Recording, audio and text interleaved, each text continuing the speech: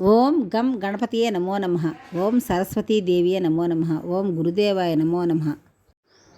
ఓం ఆదిదేవ నమస్తుభ్యం ప్రసీద మమ భాస్కర. దివాకర నమస్తుభ్యం ప్రభాకర నమోస్తుతి.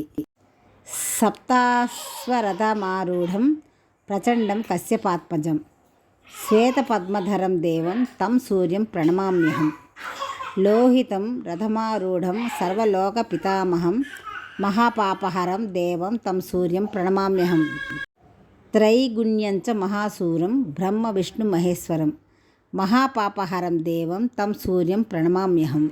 బృంహితం తేజసం పుంజం వాయుమాకాశమేవ చ ప్రభుం చ సర్వలోకానాం తం సూర్యం ప్రణమామ్యహం. బంధూకపుష్పసంకాశం హారకుండలభూషితం ఏకచక్రధరం దేవం తం సూర్యం ప్రణమామ్యహం. తం సూర్యం జగత్కర్తారం మహాతేజప్రదీపనం మహాపాపహరం దేవం తం సూర్యం ప్రణమామ్యహం. తం సూర్యం జగతాం నాథం జ్ఞాన విజ్ఞాన మోక్షదం మహాపాపహరం దేవం తం సూర్యం ప్రణమామ్యహం. సూర్యాష్టకం పఠే నిత్యం గ్రహపీడా ప్రణాశనం అపుత్రో లభతే పుత్రం దరిద్రో ధనవాన్ రువేత్. ఆమిషం మధుపానం చ యః కరోతి రవేద్ధినే సప్త జన్మ భవేద్రోగి జన్మ జన్మ దరిద్రత.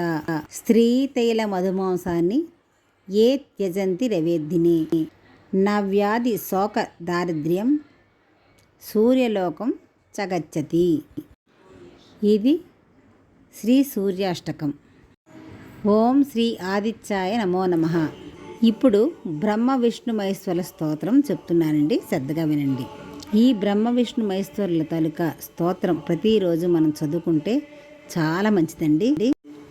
ఓం నమో హిరణ్య రూపాయ బ్రహ్మణే బ్రహ్మరూపిణి అవిజ్ఞాత స్వరూపాయ కైవల్యాయామృతాయ చ యన్న దేవా విజానంతి మమో యత్రాపి కుంఠితం నయాత్ర వాక్ ప్రసరతి నమస్తస్మై చిదాత్మనే యోగినో యం హృదాకాశే ప్రణిధానేవ నిశ్చలాః జ్యోతిరూపం ప్రప్రశ్యంతి తస్మై శ్రీ బ్రహ్మణే నమః.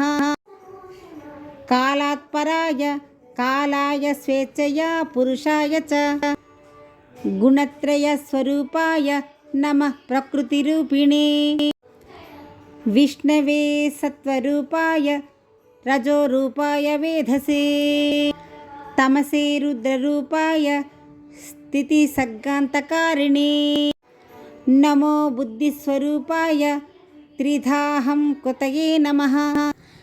పంచతన్మాత్రరూపాయ పంచకర్మేంద్రియాత్మనే నమో నమః స్వరూపాయ పంచబుద్ధీంద్రియాత్మనే క్షిత్యాతి పంచరూపాయ నమస్తే విషయాత్మనే నమో బ్రహ్మాండరూపాయ తదంతర్వర్తినే నమః.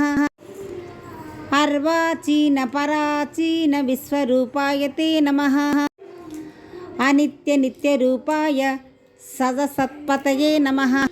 సమస్త భక్త కృపయా స్వేచ్ఛా విష్కృత విగ్రహ తవ నిశ్వసితం వేదాః తవ స్వేదోఖిలం జగత్ విశ్వాభూతాని తే పాదః శిష్ణోద్వౌః సమవర్తత నాభ్యా ఆసీదంతరిక్షం లోమాని చ వనస్పతిః చంద్రమా మనసో జాతః చక్షోః సూర్యస్తవ ప్రభో త్వమేవ సర్వం త్వయి దేవ సర్వం స్తోతా స్తుతిః స్తవ్య యః త్వమేవ ఈశత్వయా వాస్యమిదం హి సర్వం నమోస్తు భూయోపి నమో నమస్తే. ఈ మంత్రం 12 శ్లోకాలు అన్నమాట. ఇది బ్రహ్మ విష్ణు మహేశ్వరుల స్తోత్రం, త్రిమూర్తుల స్తోత్రం.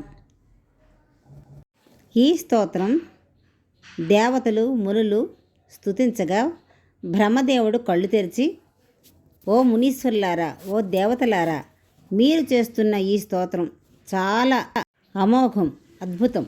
ఈ స్తోత్రం బ్రహ్మ విష్ణు మహేశ్వరులకి చెందుతుంది. ఈ మంత్రం నా దగ్గర స్తుతిస్తే నేను సంతోషిస్తాను. విష్ణుమూర్తి దగ్గర స్తుతిస్తే విష్ణుమూర్తి సంతోషిస్తాడు. శివుని దగ్గర స్తుతిస్తే శివుడు నా కోసమని సంతోషిస్తాడు.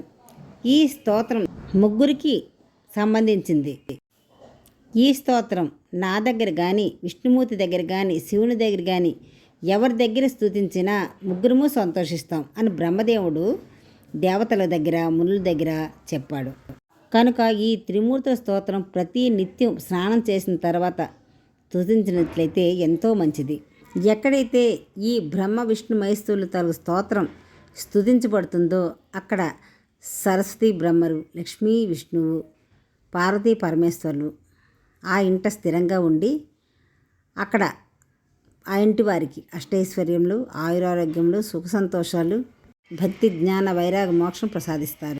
అంతేకాదండి, ఆ ఇంట్లో ఏ తగువులు చికాకులు లేకుండా చూస్తారు.